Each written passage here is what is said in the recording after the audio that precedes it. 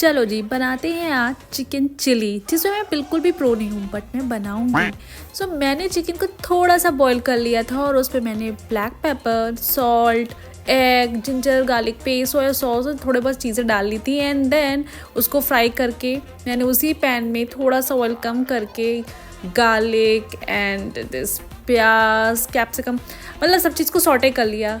दिखने में ये सोसो है बट टेस्ट में भी ये सोसो ही था।